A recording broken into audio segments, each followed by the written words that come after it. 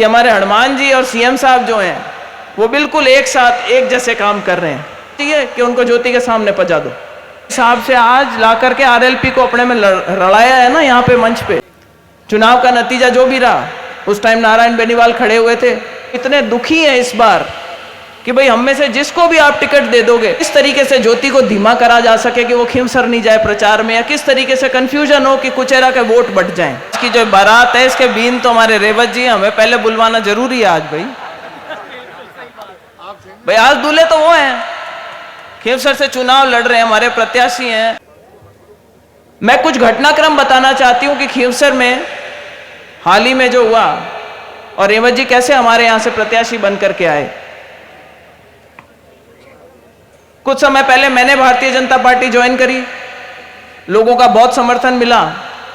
बाद में जगह जगह से आवाज आने लगी कि भाई हम भी चाहते हैं भारतीय जनता पार्टी के हाथ मजबूत करें, इस पार्टी में ज्वाइन करें।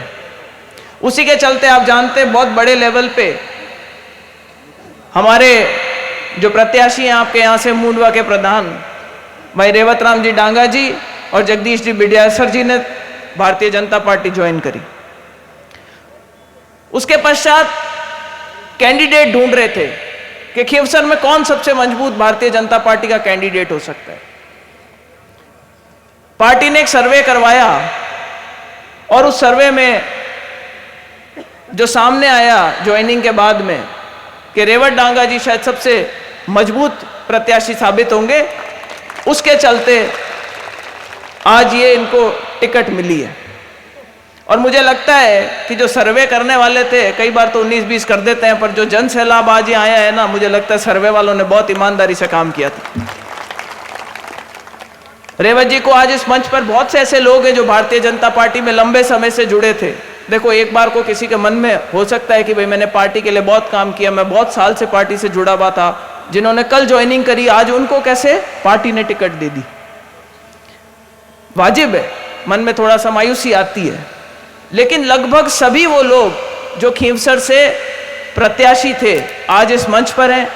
उन सब ने अपनी बात रख के पुरजोर तरीके से रेवत डांगा जी का समर्थन किया। हमारे में से एक जब कहीं पे भी टिकट मांगने की बात चल रही थी तो रेवत जी, जगदीश जी, धनंजय सिंह जी, हमारे मैरिया जी, कान जी और भी जो लोग थे, वो सब लगभग एक साथ जाते थे कि साहब हमें जिस किसी को दे दोगे, कि हम इतने दुखी हैं इस बार कि भाई हम में से जिसको भी आप टिकट दे दोगे, हम उसको पूरा समर्थन बाकियों का मिलेगा और हम पूरी कोशिश करेंगे कि भारतीय जनता पार्टी जो है वो इस सीट खींवसर की निकाल करके दे इस बार। मुझे थोड़ा दुख भी हुआ सुन के, मैरिया जी को थोड़ी शायद ज़्यादा मायूसी थी और उन्होंने कल कांग्रेस पार्टी ज्वाइन करी। मैं इस मंच के माध्यम से उनसे निवेदन करना चाहूँगी कि हमें आपकी ज़रूरत है, भारतीय जनता पार्टी के हाथ मजबूत करें, आप वापस आकर के परिवार में आए, इस मंच पे बैठे, हम आपको पूरे मान सम्मान के साथ में आगे रख के चलेंगे। और ये हम सब की लड़ाई, कॉमन लड़ाई है। ये बहुत घटनाक्रम जिस तरीके से चल रहा है आप जानते हैं, टिकटों के बाद टिकटें निकल गई, नागौर और खींवसर के कैंडिडेट लास्ट में जाकर के अनाउंस हो रहे हैं और उसका कारण क्या है वो सब पता है आप लोगों को। भाई अब की बार क्या है कि हमारे हनुमान जी और सीएम साहब जो हैं वो बिल्कुल एक साथ एक जैसे काम कर रहे हैं। उनके चलते उन्होंने बोला कि हरेंद्र मिर्धा जी एक मजबूत कैंडिडेट हो सकते हैं, खींवसर से उनको नहीं मिलना चाहिए, तो उनको कहां पहुंचाना चाहिए कि उनको ज्योति के सामने पहुंचा दो। और यही ज्योति मिर्धा है। आप लोग जानते हैं कि जब हरेंद्र मिर्धा जी पीछे बाई इलेक्शन लड़ रहे थे, मैंने कितनी ईमानदारी से काम किया था उनको जिताने का। मैंने कहा मेरा पूरा प्रयास था, एक एक बूथ की मैनेजमेंट मैंने करी थी यहां बैठ करके, जबकि उन्होंने अपने नामांकन में भी मुझे नहीं बुलाया था, लेकिन 20 दिन नागौर रह करके पूरा चुनाव मैंने संभाला था। और हरीश जी ने तो बोला था अपने एक भाषण में कि भाई इसी का खामियाजा ज्योति मिर्धा को भुगतना पड़ रहा है कि ज्यादा ईमानदारी से कांग्रेस की मदद कर दी थी। चुनाव का नतीजा जो भी रहा, उस टाइम नारायण बेनीवाल खड़े हुए थे, वो भारतीय जनता पार्टी और आरएलपी के कंबाइंड कैंडिडेट थे। वो जो ताकत थी वो भारतीय जनता पार्टी की ताकत थी, जिसके पीछे वो छोटा सा गैप था, लेकिन वो जीत गए। लेकिन उन्होंने क्या कहा, बड़े भाई से पूछो तो वो कहते हैं कि 25, भाई मेरे को भारतीय जनता पार्टी ने नहीं जिताया है, 24 सीटें जो भारतीय जनता पार्टी को मैंने जिता करके भेजा। बोला कि नहीं बोला उन्होंने पार्लियामेंट की सीटों के लिए। ऐसे कैसे नारायण जी जब यहां से खड़े हुए तो बोले भाई हमारा समझौता हुआ, एक सीट भारतीय जनता पार्टी को मिली और एक आरएलपी को मिली, मेरा भाई चुनाव चिन्ह के ऊपर लड़ा और जीत गए बीजेपी से। आरएलपी और बीजेपी के कंबाइंड कैंडिडेट बनके आरएलपी से जीत गए।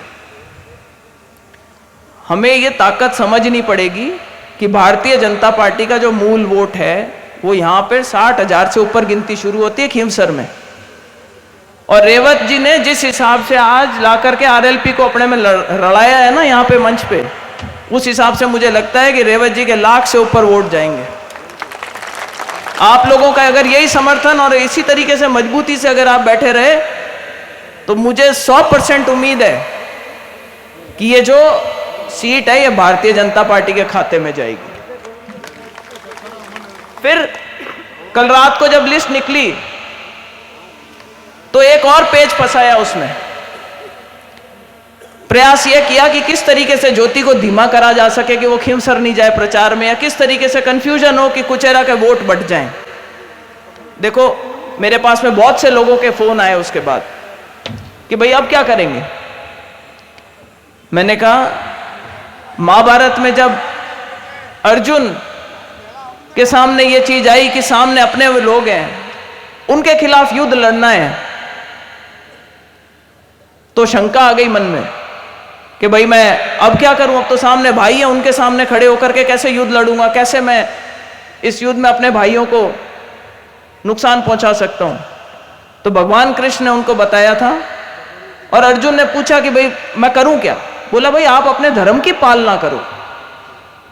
और अर्जुन जो थे वो क्षत्रिय थे, उनका धर्म क्या था, उनका धर्म था युद्ध करने का। हम नेता हैं, हमारा धर्म है कि जहां पे भी गलत चीज हो रही हो, जहां अन्याय हो रहा हो, उस अधर्म के खिलाफ हम भी लड़ाई लड़े। मैं इस मंच के माध्यम से ये बात सबको बिल्कुल साफ तौर पे बता देना चाहती हूं। मैंने बधाई जरूर दी, मेरा भाई खड़ा हुआ, उसको टिकट मिली है, लेकिन मैंने उसको साफ बात बोली कि मेरा समर्थन जो है वो पार्टी के प्रति रहेगा। मेरा पूरा समर्थन जितना जी जान से लगा सकती हूँ मैं भारतीय जनता पार्टी को सहयोग करूंगी, और रेवत डांगा जी को जिताने में मेरा पूरी जो ताकत है वो उसमें झोंकूंगी मैं। तो मैं आज मंच से किसी को भी अगर कोई शंका गिला हो मन में, मैं चाहती हूं कि वो भाई दूर कर ले। पिछले कुछ समय में खींवसर में बहुत ज्यादा गुंडागर्दी हुई है, इसीलिए मैंने बोला कि यहाँ के नेताजी कहते हैं मैंने पार्टी बनाई। वो पार्टी नहीं, मैं कहती हूं उन्होंने एक गिरोह बना करके एक गैंग बना रखी है। तो किसी ने मुझसे पूछा कि गिरोह कैसे। मैंने कहा भाई गैंगस्टर क्या करते हैं। मैंने कहा गैंगस्टर दहशत फैलाते हैं,